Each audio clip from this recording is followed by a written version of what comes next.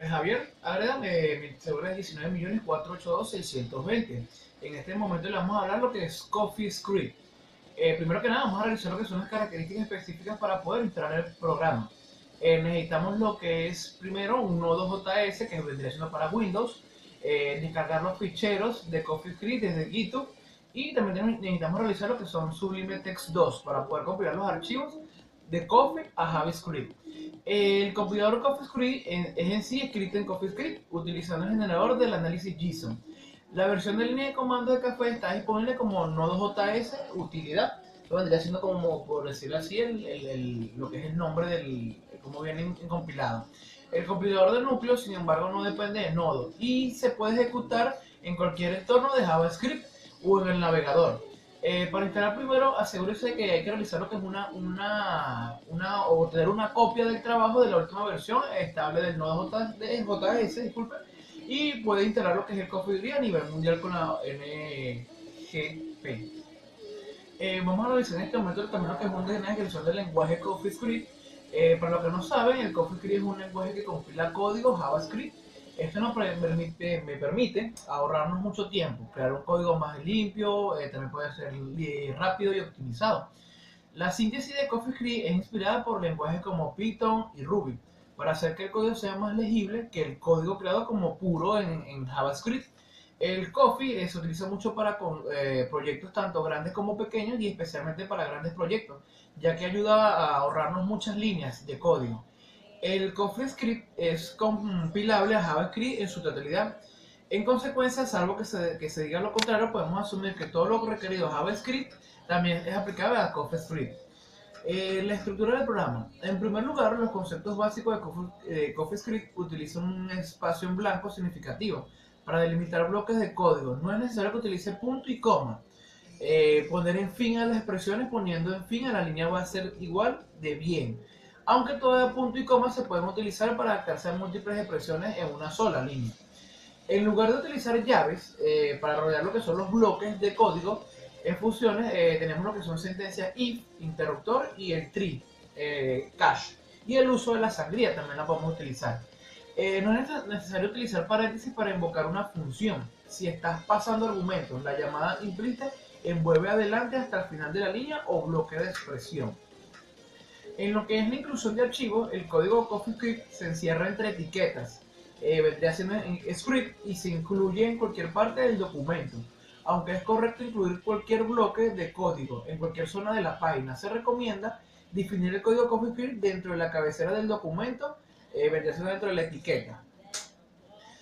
Tenemos lo que son tipos de datos y declaración, las que se dividen en primitivas, que vendría siendo JavaScript, ofrece al programador 5 tipos de datos llamados primitivas, como le había indicado anteriormente. Estos son number, string, boolean, null y undefined. Estos tipos se conocen como primitivos o primitivas, ya que son elementos básicos con los que se pueden construir estructuras de datos más complejas. Tenemos lo que son los objetos de JavaScript, se pueden considerar como diccionarios de valores o como arreglos asociativos dinámicos. Esto quiere decir que son una colección de pares nombre, valor que se puede modificar en tiempo de ejecución. Existen varias maneras de crear lo que son objetos. En esto tenemos lo que son los operadores aritméticos, relacionales y lógicos. Tenemos lo que son los operadores aritméticos, que son, por ejemplo, la suma, que viene identificado con una cruz, en las cuales se puede realizar la suma de dos números. En este caso, por ejemplo, podemos poner una suma de 3 más 2 y esto nos va a dar una igualdad a 5. Si en lugar de números se suman cadenas, como por ejemplo A más B, esto quedaría AB. Se produce una concatenación. Tenemos lo que es la resta, que es la diferencia entre dos números. Por ejemplo, vamos a 3 menos 2, esto va a tener un valor de 1. También tenemos lo que es el negativo, que indica el signo negativo de un número o una expresión. Como por ejemplo menos 3 o menos 5, colocando encima el símbolo de la resta. Tenemos lo que es la división, que divide dos números obteniendo un coeficiente de coma flotante. Tenemos lo que es el módulo aritmético, que es el porcentaje, divide dos números que tienen un resto entero. Tenemos lo que es la multiplicación, que vendría siendo lo que es como un asterisco, que multiplica la serie de dos números. Tenemos lo que es el incremento y decremento, que vendría siendo, ejemplo, el incremento vendría siendo dos pares de suma y el incremento vendría siendo dos signos de negativo. Estos incrementos decrementan el valor de una variable numérica en una unidad. Tenemos lo que son los operadores lógicos. Estos operadores tienen unas aplicaciones un tanto especiales, ya que no funcionan como los aritméticos, conocidos por todos para comprender el funcionamiento de los operadores lógicos. Primero hay que saber qué son los estados lógicos de una expresión. Y te preguntarás qué es eso, estado lógico. Esta es una cuestión de tanto filosófica, ya que el estado lógico de algo depende de respecto a que establecemos ese estado.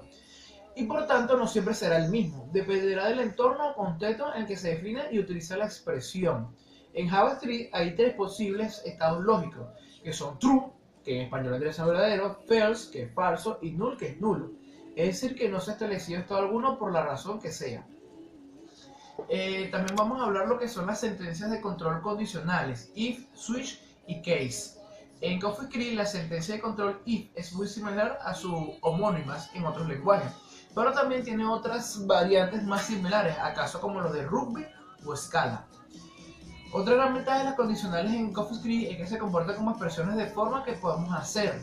Ejemplo, date, if predate, then should, else yield, asignando en una sola línea el resultado de condicional.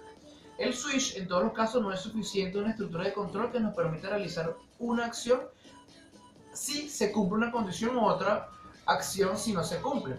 A veces nos puede ocurrir que deberíamos hacer unas acciones si una variable tiene un valor, otras si tiene un valor distinto y otras si tiene un valor distinto al anterior. Es el caso típico de los menús de elección de opciones. En función de la opción elegida por el usuario, nosotros debemos hacer lo que nos pide.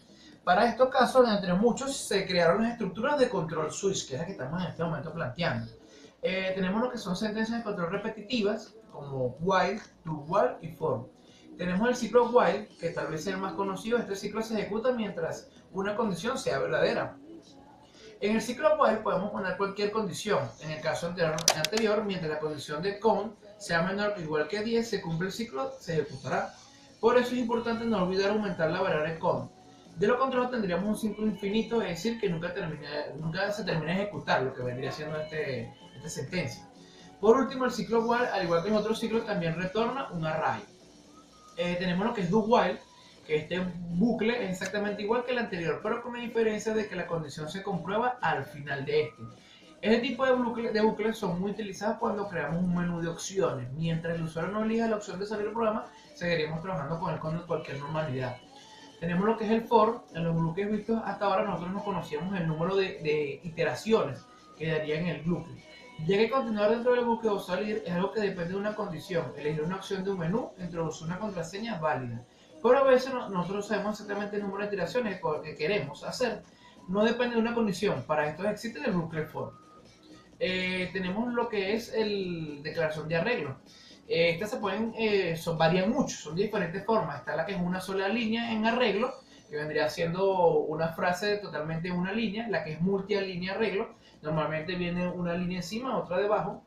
Y la otra que es la de sin coma. Colocamos una frase y la separación entre ellas no posee ninguna coma. Y tenemos lo que es la mezcla de arreglo, que es una variación entre todas las anteriores. Bueno, espero que le haya gustado lo que es la exposición con respecto a lo que es CoffeeScript. Muchas gracias, hasta luego.